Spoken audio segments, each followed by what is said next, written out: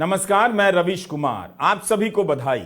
14 जुलाई को लॉन्च हुआ चंद्रयान तृतीय चांद के दक्षिणी ध्रुव की सतह पर उतर गया है।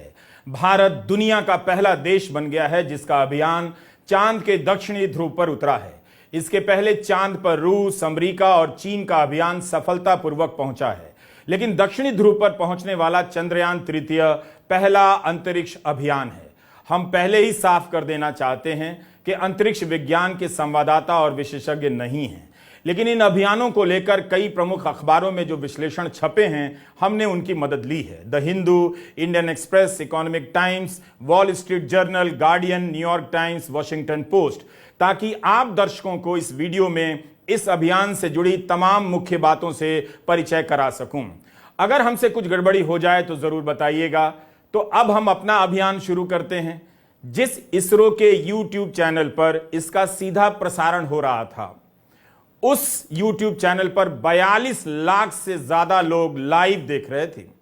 अगर हमसे देखने में चूक नहीं हुई तो एक वक्त 70 लाख से भी ज्यादा लोग लाइव देख रहे थे। आखिरी चरण में भी चंद्रयान तृतीय ने अपनी यात्रा बिना किसी हिचक या गड़बड़ी के पूरी कर ली। एक समय ऐसा आया जब लैंडर चंद्रमा की सतह से मात्र 27 किलोमीटर दूर रह गया। सब कुछ आराम से हो रहा था। 8 मिनट की यात्रा के बाद अपनी गति को कम करता रहा और नीचे आने लगा। इस वक्त पर कमेंटेटर ने बताया कि लैंडिंग में कोई दिक्कत नजर नहीं आ रही है। 27 किलोमीटर की दूरी रह गई थी, उसके बाद 22 किलोमीटर, और इसी तरह सतह से दूरी घटती रही और धड़कनें बढ़ती रहीं कि अब क्या होगा। मगर कमेंटेटर आश्वस्त करता रहा कि सब कुछ सुरक्षित है, मंजिल नजदीक आ गई है। लैंडर केवल 10 किलोमीटर दूर रह गया था। इसी वक्त कमेंटेटर सूचना देता है कि प्रधानमंत्री नरेंद्र मोदी जी सभी का उत्साहवर्धन करने के लिए दक्षिण अफ्रीका से जुड़ गए हैं। अंग्रेजी में भी इसकी घोषणा होती है और वे स्क्रीन पर दिखते हैं। इसके बाद प्रधानमंत्री कई बार स्क्रीन पर आते हैं और लैंडर के साथ साथ दिखाई देने लगते हैं। जब लैंडर चांद की सतह से 600 मीटर दूर था, प्रधानमंत्री स्क्रीन पर आते हैं। जब लैंडर 300 मीटर दूर था, तब प्रधानमंत्री स्क्रीन पर आते हैं। और जब लैंडर चांद की सतह से 65 मीटर दूर रह गया था, तब से लेकर सतह पर उतरने तक प्रधानमंत्री लगातार लैंडर के साथ साथ स्क्रीन पर नजर आते हैं। अच्छा होता प्रधानमंत्री इस घटना के बाद आते, ना कि इस घटना से अपने आप को जोड़ लेते। खैर, लैंड होते ही देश को संबोधित करते हुए उन्होंने कहा कि यह पल अविस्मरणीय है, अभूतपूर्व है और अमृतकाल को भी याद किया। नोट कर लीजिए कि प्रधानमंत्री के बारे में यह सूचना लैंडर के चांद पर उतरने के बराबर महत्वपूर्ण है। लैंड होने के बाद इसरो के चीफ ने 2 पंक्ति कहते हुए प्रधानमंत्री को माइक और कैमरा सौंप दिया। भारत और इसरो की सफलता पर बधाई देते हुए कांग्रेस नेता जयराम रमेश एक वीडियो बयान जारी करते हैं और विक्रम साराभाई को याद करते हुए इसरो का इतिहास बताते हैं। सतीश धवन, ब्रह्म प्रकाश, UR राव जैसे वैज्ञानिकों के योगदान को याद करते हैं। जयराम रमेश ने कहा कि यह सब कुछ साझा प्रयास का नतीजा है। 2008 में शुरू हुआ चंद्रयान प्रथम का सफर आज अपनी मंजिल पर पहुंच गया है। चांद पर भेजे जाने वाले अभियान मुश्किल माने जाते रहे हैं। यह मानकर चला जाता है कि असफलता मिलेगी, इसलिए इस अभियान की सफलता का महत्व बहुत ज्यादा बढ़ जाता है। चांद के दक्षिणी ध्रुव पर भारत से पहले रूस ने पहुंचने की कोशिश की, मगर उसका लूना 25 लैंडर चांद की सतह पर उतरने से पहले ही चूर चूर हो गया। सोवियत संघ के विघटन के बाद रूस का यह पहला प्रयास था, सफल नहीं हो सका। लूना 25 लैंडर और चंद्रयान द्वितीय की असफलता को देखते हुए चंद्रयान तृतीय के लैंड करने को लेकर आशंकाएं जताई जा रही थी, मगर अब सब दूर हो चुकी हैं, खारिज हो चुकी हैं और सफलता पूरे देश और पूरी दुनिया के सामने है। चंद्रयान तृतीय लैंड कर चुका है। अमृत काल की प्रथम प्रभा में सफलता की ये अमृत वर्षा हुई है। हमने धरती पर संकल्प लिया और चांद पर उसे साकार किया। और हमारे वैज्ञानिक साथियों ने भी कहा, India is now on the moon. आज हम अंतरिक्ष में नए भारत की नई उड़ान के साक्षी बने हैं। साथियों, मैं इस समय ब्रिक्स समिट में हिस्सा लेने के लिए दक्षिण अफ्रीका में हूं, लेकिन हर देशवासी की तरह मेरा मन चंद्रयान महाअभियान पर भी लगा हुआ था। नया इतिहास बनते ही हर भारतीय जश्न में डूब गया है। हर घर में उत्सव शुरू हो गया है। हृदय से मैं भी अपने देशवासियों के साथ, अपने परिवारजनों के साथ इस उमंग और उल्लास से जुड़ा हुआ हूं। मैं टीम चंद्रयान को, इसरो को और देश के सभी वैज्ञानिकों को जी जान से बहुत बहुत बधाई देता हूं, जिन्होंने इस पल के लिए वर्षों तक इतना परिश्रम किया है।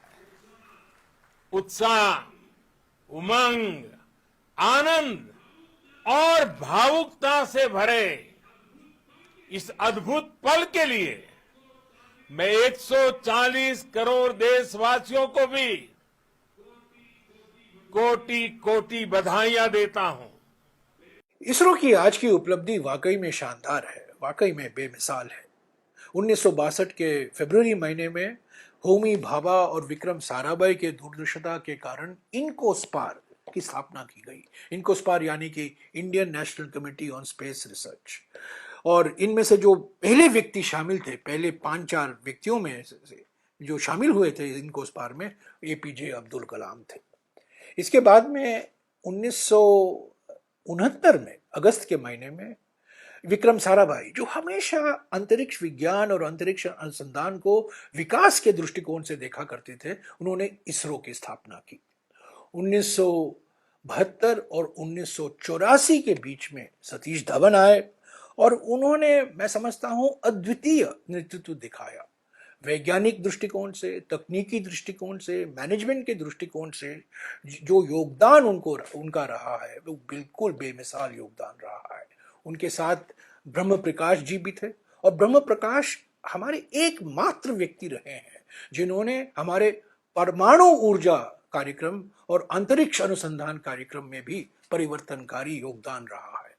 सतीश धवन के बाद UR राव से शुरुआत हुई और कई चेयरमैन आए और उन्होंने अपनी विशेष योगदान दिया इसरो को और हमारे अंतरिक्ष कार्यक्रम को। आज जो हम सफलता देख रहे हैं, ये एक सामूहिक संकल्प, एक सामूहिक कामकाज और जो कहते हैं कलेक्टिव टीम एफर्ट का नतीजा है। ये सिस्टम का नतीजा है, एक व्यक्ति का नहीं है। भारत के मिशन में एक ही रुकावट कही जा रही थी, सूरज की रोशनी की। अगर सूरज की रोशनी सही समय पर नहीं मिलती तो थोड़ा और इंतजार करना पड़ जाता, क्योंकि उसी से लैंडर ऊर्जा लेने वाला था। तब शायद सितंबर महीने तक इंतजार करना पड़ता, लेकिन 23 अगस्त की अनुमानित तारीख को ही चंद्रयान तृतीय लैंड कर गया। इस बार चंद्रयान तृतीय की डिजाइन चंद्रयान द्वितीय की तरह थी, लेकिन इसके पांवों को ज्यादा मजबूत बनाया गया ताकि सतह पर उतरने में मदद मिले। चांद के दक्षिणी ध्रुव की सतह काफी ऊबड़ खाबड़ मानी जाती है, इसलिए ऐसा किया गया। पहले के मिशन चांद की भूमध्य रेखा के आसपास ही भेजे गए। चंद्रयान तृतीय में सौर ऊर्जा के सेल ज्यादा लगाए गए हैं ताकि ऊर्जा की कमी ना हो। इसके सेंसर में भी सुधार किया गया है जिससे ऊंचाई का सही पता लगाया जा सके। अंतरिक्ष यान की गति को तेज करने के लिए सॉफ्टवेयर में भी बदलाव किए गए हैं। चंद्रयान द्वितीय के फेल होने में एक कारण सॉफ्टवेयर की कमी का भी माना गया था। रूस की तुलना में चंद्रयान तृतीय ने बहुत लंबा समय लिया है, 40 दिन का समय लिया, क्योंकि इसका भार, पेलोड बहुत ज्यादा था और ईंधन कम। इसलिए इसने पृथ्वी और चांद के गुरुत्वाकर्षण बल का सहारा लेते हुए दोनों के कई चक्कर काटते हुए सफर तय किया है। इस 21वीं सदी में चांद पर 2 ही अभियान सफलतापूर्वक पहुंचे हैं। सबसे पहले चीन ने कामयाबी हासिल की थी और अब भारत ने। 20वीं सदी में रूस और अमेरिका ने चांद पर उपग्रह भेजकर दुनिया को हैरान कर दिया था। चांद के दक्षिणी ध्रुव पर सफलतापूर्वक अपना मिशन उतारने वाला भारत ही पहला देश बना है। चांद पर पहुंचने वाला भारत अब चौथा देश हो चुका है। 47 साल बाद रूस के पहले मून मिशन लूना 25 लैंडर के फेल हो जाने से पहले इसी साल जापान की एक निजी स्टार्टअप कंपनी का भी मिशन ध्वस्त हो गया। पिछले 4 साल में 3 मिशन भेजे गए, सभी ऑर्बिट में सफलतापूर्वक पहुंच तो गए, चक्कर लगाते रहे, लेकिन सतह पर कोई नहीं उतरा। इनमें भारत, इजराइल, संयुक्त अरब अमीरात और जापान की एक कंपनी भी थी। इस समय भारत के प्रधानमंत्री नरेंद्र मोदी दक्षिण अफ्रीका के जोहानिसबर्ग में हैं। जब चंद्रयान प्रथम लॉन्च हुआ था तब अक्टूबर 2008 में उस समय के प्रधानमंत्री मनमोहन सिंह जापान में थे। चंद्रयान तृतीय के लॉन्च के समय प्रधानमंत्री मोदी पेरिस में थे, इस समय जोहानिसबर्ग में हैं। चंद्रयान प्रथम की सफलता को मनमोहन सिंह ने इस दिशा में पहला कदम बताया था। उसके 1 साल पहले चीन ने अपना अभियान चांद पर भेजा था। उस वक्त चंद्रयान प्रथम की सफलता पर बात करते हुए इसरो के तत्कालीन निदेशक भास्कर नारायण ने कहा था कि चीन हमसे 1 साल आगे तो चला गया है, लेकिन हम इस अंतर को कम करने की पूरी कोशिश कर रहे हैं। भारत के वैज्ञानिकों ने अपना वादा निभाया और आज चीन को पीछे छोड़ते हुए भारत चांद के दक्षिणी ध्रुव पर पहुंचने वाला दुनिया का पहला देश बन गया है। 2019 में चीन का एक अभियान चांद की सतह पर उतरा था, मगर दक्षिणी ध्रुव पर नहीं। इस जगह पर चीन अगर पहुंचेगा तो भारत के बाद ही पहुंचेगा। 14 जुलाई को आंध्र प्रदेश के श्रीहरिकोटा से चंद्रयान तृतीय लॉन्च हुआ था। तब से इसमें कोई खराबी नहीं आई है, बल्कि रूस की असफलता के बीच चांद की सतह से जब तस्वीरें आ गईं तो दुनिया दंग रह गई। 4 साल पहले चांद के दक्षिणी ध्रुव पर भारत का रोवर नहीं उतर पाया था। यहां पहुंचने में जापान, इजराइल, संयुक्त अरब अमीरात के अभियान भी असफल हुए हैं। चंद्रयान तृतीय के साथ जो रोवर गया है उसकी मदद से 2 हफ्ते तक सतह का अध्ययन किया जाएगा और यह अभियान 2 हफ्ते तक का ही माना जा रहा है। होता यह है कि उपग्रह की रफ्तार कई हजार मील प्रति घंटे होती है। इतनी तेजी से वह सतह पर उतरेगा या टकराएगा तो चूर चूर हो जाएगा। इसलिए इसकी रफ्तार को धीमा करना चुनौती का काम होता है। कई हजार मील प्रति घंटे से घटाकर 10 किलोमीटर प्रति घंटे पर लाना पड़ता है और फिर एकदम से रुक जाना होता है। इसरो के वैज्ञानिकों ने कहा कि रफ्तार धीमा करने का काम सफलतापूर्वक कर लिया गया है। चांद पर पृथ्वी की तरह इतनी हवा नहीं है कि गिरती चीज की गति को कम कर दे, जैसे पैराशूट हवा से भरकर धीमा हो जाता है। चांद पर इसके लिए अतिरिक्त ईंधन की जरूरत होती है और इसमें एडजस्टमेंट का स्कोप बहुत कम होता है, क्योंकि ईंधन बहुत कम होता है। चांद पर गुरुत्वाकर्षण भी कम है। आपको ऐसा प्रोपल्शन सिस्टम बनाना होता है जो पृथ्वी के गुरुत्वाकर्षण बल के छठे हिस्से के साथ सही गति से सतह पर उतार दे। यह बहुत ही चुनौती वाला काम है, वैज्ञानिकों के लिए नहीं, मेरे लिए भी, जो इसे हिंदी में बताने का प्रयास कर रहा हूं। मगर भारत ने यह काम कर दिखाया। इसे ऐसे समझिए, आप पृथ्वी पर 100 किलो के हैं तो चांद पर 16.5 किलो के होंगे। इसलिए यान का और ईंधन लगता होगा, क्योंकि चांद की सतह का बल आपकी मदद नहीं कर रहा, आपको अपनी तरफ खींच नहीं रहा। यानी जितना हम समझे हैं उसके हिसाब से एक तरफ अधिक फोर्स लगानी है और दूसरी तरफ आपको हजारों मील प्रति घंटा की रफ्तार को 0 पर भी लाना है, यानी बहुत कम करना है।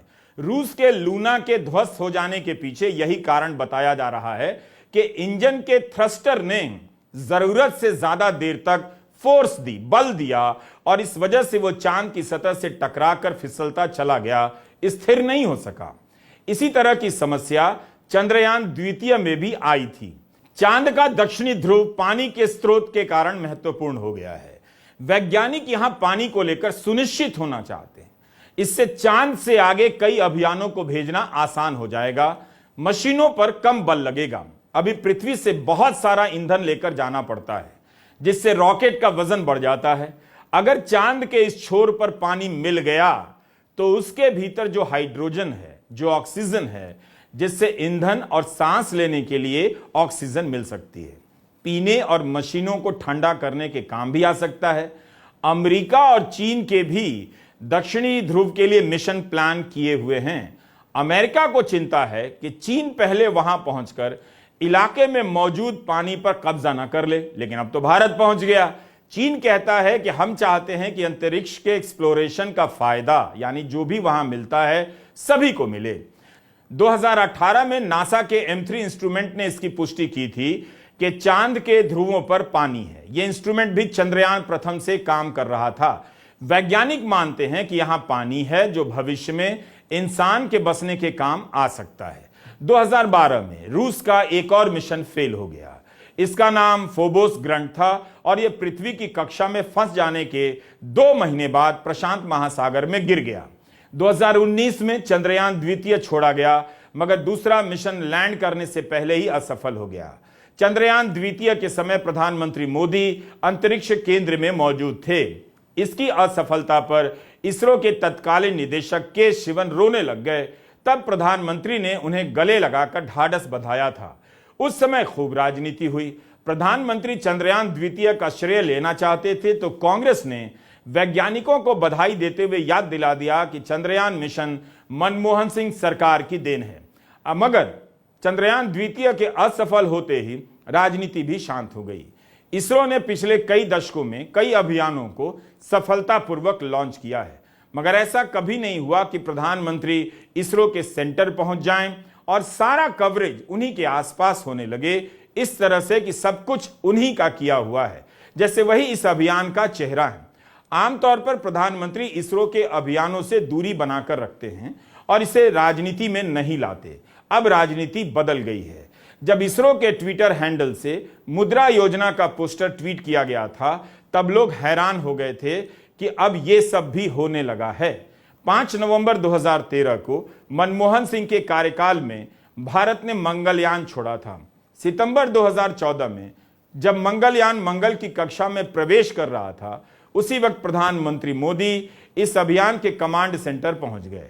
वो भारत का पहला मंगल मिशन था। यहां बताना जरूरी है कि सितंबर 2012 में जब इसरो अपना 100वां लॉन्च कर रहा था, तब तत्कालीन प्रधानमंत्री मनमोहन सिंह भी मिशन कंट्रोल रूम में मौजूद थे। उस समय PSLV C-21 में फ्रांस का एक उपग्रह और जापान का एक छोटा उपग्रह शामिल था। जब मंगलयान लॉन्च किया जा रहा था नवंबर 2013 में, तब मनमोहन सिंह ने फोन कर इसरो के तत्कालीन चीफ के राधाकृष्णन को बधाई दी थी। इन तथ्यों के अलावा मनमोहन सिंह के समय के अभियानों के कवरेज और मोदी सरकार के समय के अभियानों के कवरेज देखेंगे, आपको काफी अंतर मिलेगा। वैज्ञानिकों से ज्यादा प्रधानमंत्री मोदी का कवरेज नजर आएगा। इसरो के निदेशक का ही नहीं, बाकी सभी वैज्ञानिकों का इंटरव्यू हुआ करता था 2014 से पहले। मैंने खुद 2008 में चंद्रयान प्रथम की लॉन्चिंग कवर की थी। उस समय के कवरेज आप देखिए। इसरो के सेंटर में केवल दुनिया भर से आए और भारत के ही पत्रकार मौजूद थे। हर चैनल पर वैज्ञानिक ही छाए हुए थे, उन्हीं का इंटरव्यू चल रहा था। प्रधानमंत्री ने, मनमोहन सिंह ने वैज्ञानिकों को बधाई दी थी, यह कोई बड़ी खबर नहीं थी, और ना इस अभियान का चेहरा, और ना ही सारे मंत्री मनमोहन सिंह के उछल कूद कर आ गए थे कि मनमोहन सिंह की बड़ी कामयाबी है। 2014 से पहले वैज्ञानिकों का इंटरव्यू ज्यादा हुआ करता था। प्रवक्ताओं और मंत्रियों को बहुत ज्यादा जगह नहीं मिलती थी। मंगलयान भी भारत के अंतरिक्ष कार्यक्रम की बड़ी कामयाबी है।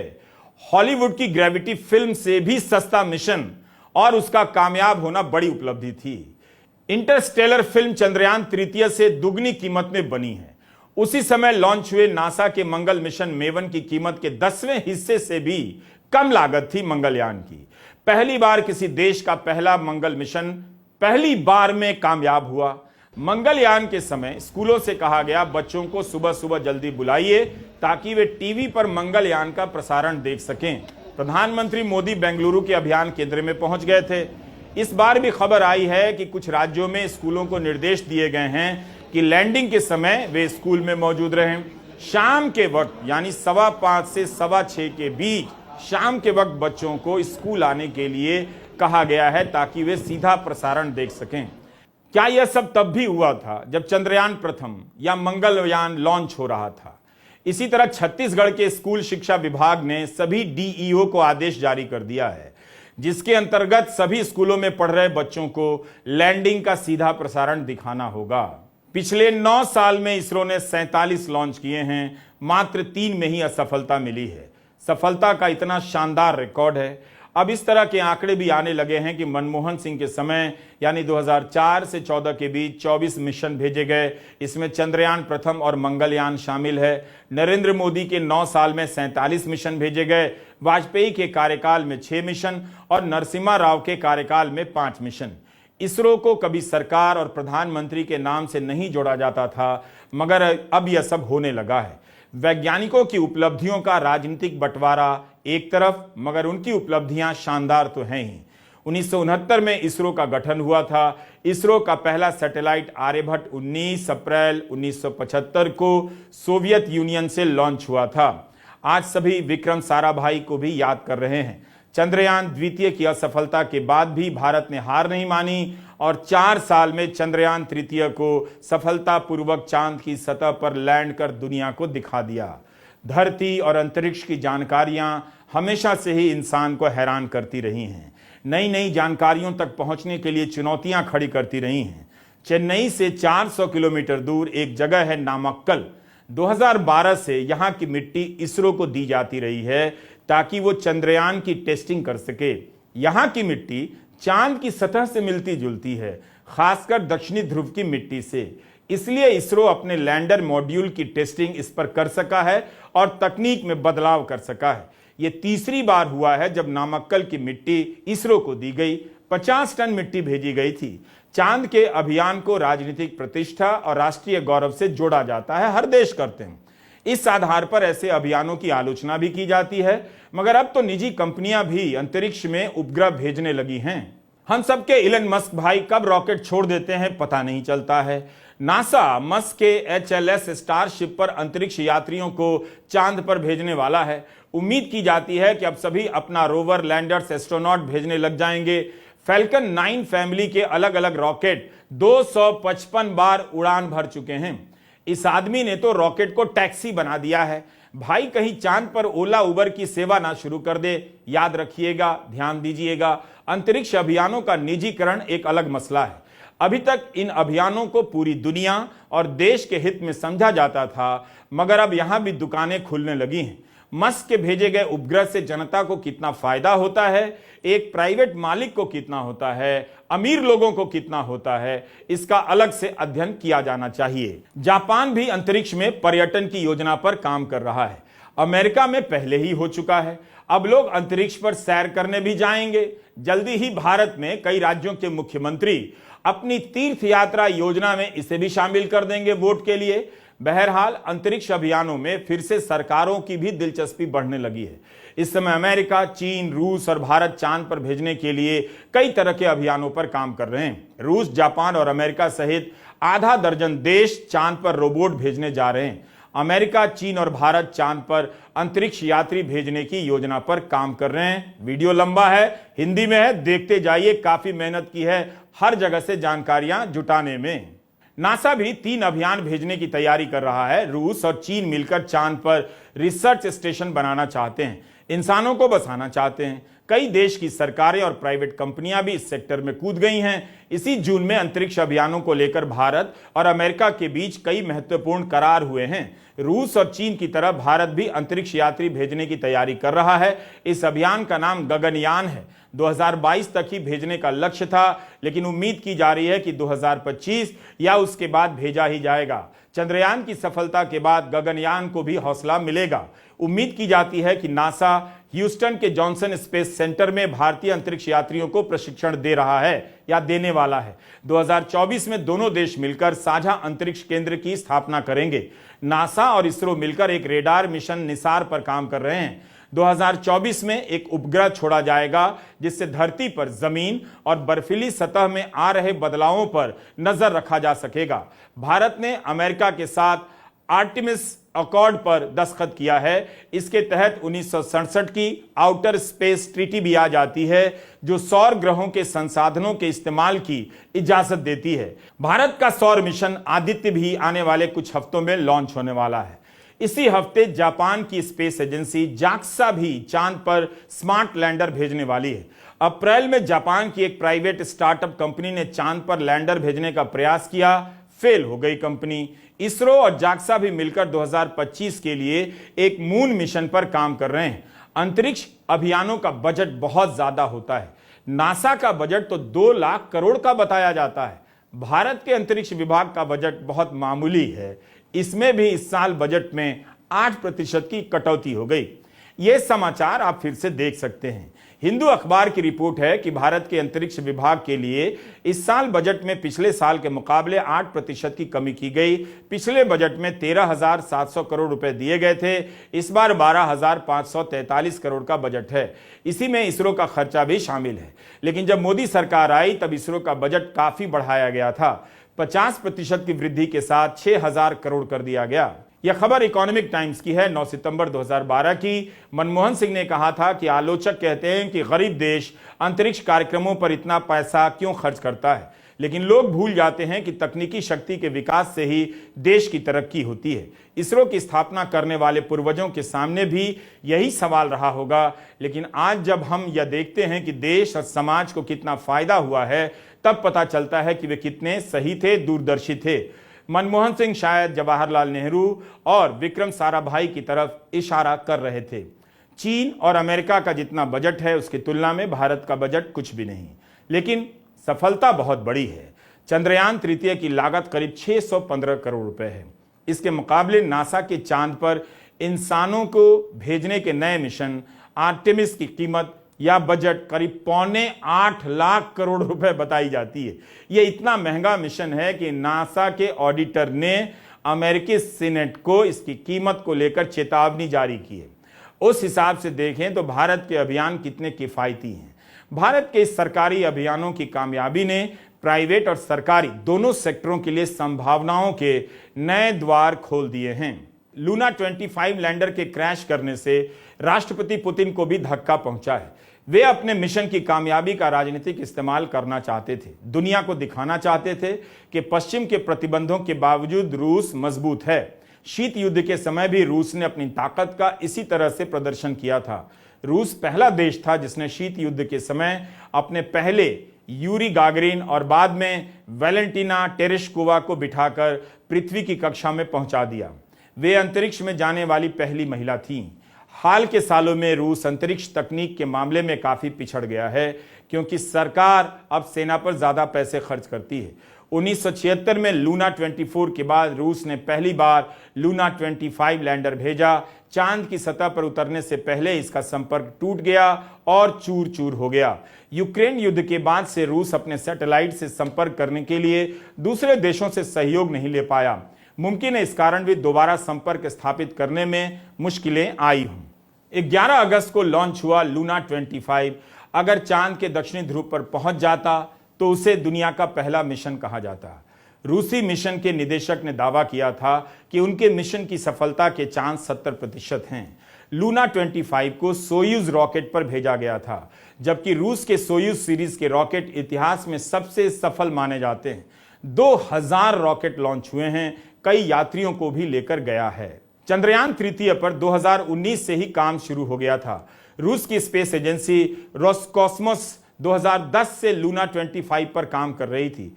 कोविड के कारण दोनों अभियानों में देरी आई, वरना पहले ही इन्हें भेजा गया होता। गगनयान के लिए रूस भी इसरो का पार्टनर है, अंतरिक्ष यात्रियों को प्रशिक्षण दे रहा है। इस तरह से रूस की असफलता का असर भारत पर भी पड़ता है। भारत की सफलता से रूस भी लाभान्वित होता है। जिस तरह से कई देश अंतरिक्ष कार्यक्रमों में एक दूसरे के साझीदार बनते हैं, एक दूसरे के उपग्रहों में सवार होते हैं, इनके बीच प्रतिस्पर्धा की कहानी गढ़ने से पहले इन तथ्यों को भी ध्यान से देखना चाहिए।